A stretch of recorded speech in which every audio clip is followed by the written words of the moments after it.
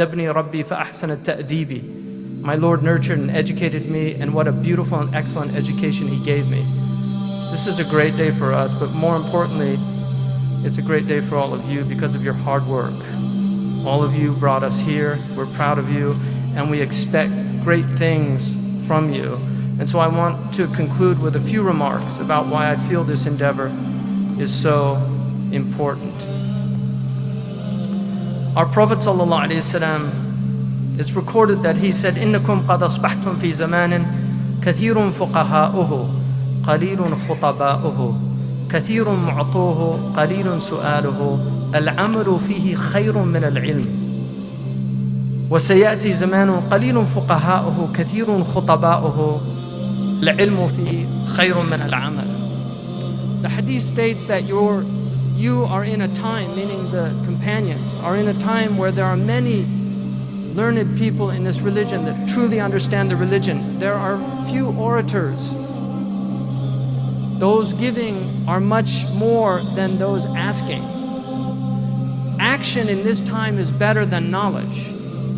But there will come a time when the fuqaha, those who understand this faith, are few, and the orators will be many.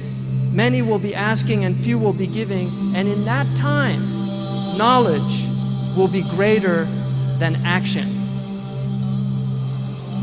The crises that we have, this morning I was having breakfast, and the man that served us, I knew that he was probably from Senegal, so I asked him, "Are you from Senegal?" His jaw dropped, because for a white person in America to know a Senegalese, that always shocks them. And then I said, "Are you Wolof?" So he was even more shocked. He said, "Yes." And then I said, "I studied in Mauritania," and he said, "That's true Islam." He said, "All of our teachers studied there." He said, "All these problems today are because people don't know what Islam is." This is a man who's working as a waiter in a restaurant. His knowledge is basically at the essence of the problem, that we have a crisis of knowledge. I want to mention something that one of our greatest scholars said. Imam al-Shatibi, who wrote the magisterial work Al-Muwafaqat, said in that book, there is a report in a hadith in which the Prophet ﷺ said, "The best of generations is my generation, and then comes those who follow them, and then those who follow them." Imam al-Shatibi says, in this tradition there's an indication that the status of each following generation with respect to what went before it will be like this.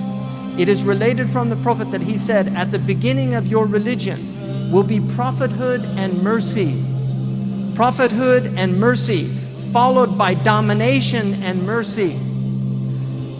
And then by domination and coercion, and then by cruel domination." And then Imam Shatibi says, "This is not possible unless good becomes scarce, when evil competes with it, gradually gaining ground. What we are discussing is included under this absolute meaning, the creeping villainy that Kierkegaard mentions, that is so undiscernible when it first emerges and yet continues to creep until villainy becomes a norm." He says, "There is no year that is followed except by one that is more evil. I did not say that it rained more in the previous year, or that there was more fertility in one year than the other, or that one ruler was better in one year compared to another. Rather, I mean by it the disappearance of the best among you, the disappearance of your scholars. Finally, a group will rise up who will settle things according to their personal views, thus attempting to demolish Islam and defiling it." In another hadith, the Prophet said, "Knowledge will be snatched away by the taking away of scholars along with their knowledge, leaving behind ignorant people who will be asked to settle matters, and they will do so on the basis of their personal views, thus being misguided and misguiding others." The Prophet ﷺ said, "Islam began as a strange thing, and it will revert to the estrangement with which it began. Blessed be the strangers." It was said, "Who are those strangers, O Messenger of God?" And he said, ﷺ, "They will be the strangers from all the various clans." In one narration they said, "They are those who set matters right when things go wrong with the people." It is related that Abu Idris al-Khawlani said Islam is bare with the people attached to it, but it will be torn away thread by thread. In other words, Islam is a naked thing, and it's the beauty of the people that adorn its nakedness. If you strip away those beautiful people, you leave it naked. We're living in a time where people associate Boko Haram with Islam.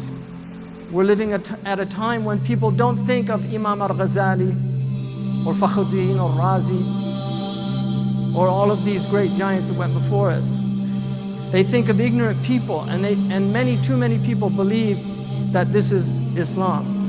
And that's why we're here. That's what this is about. This is about restoring the centrality of knowledge to our religion. The centrality of knowledge to our religion. There is a historian who wrote a book recently, Why the West Won. And he said in that book, the most fundamental key to the rise of Western civilization has been the dedication of so many of its most brilliant minds to the pursuit of knowledge, not to illumination, not to enlightenment, not to wisdom, but to knowledge. And the basis for this commitment to knowledge was their Christian commitment to theology. This holds immense truth to it, but the difference is that they lost their theology. Their knowledge was divorced from illumination, from wisdom, and so now technology is literally threatening us.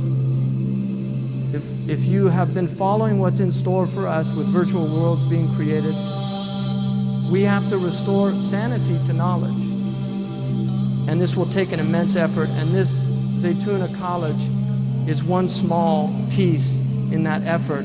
And I close with a hadith from Al-Hakim. Some consider it to be Hasan, a good hadith, that Ibn Abbas radiallahu anhu said, "Alayka bil-ilm, fa-inna al-ilma khalilul mu'min, wal-hilma waziruhu, wal-aqla daliluhu, wal-amala qayyimuhu, wal-rifqa abuhu, wal-lina akhuhu, wal-sabra amiru junudihi."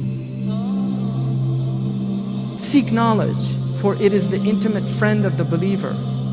Forbearance is the minister of knowledge. Intellect is its guide. Action is its pivot.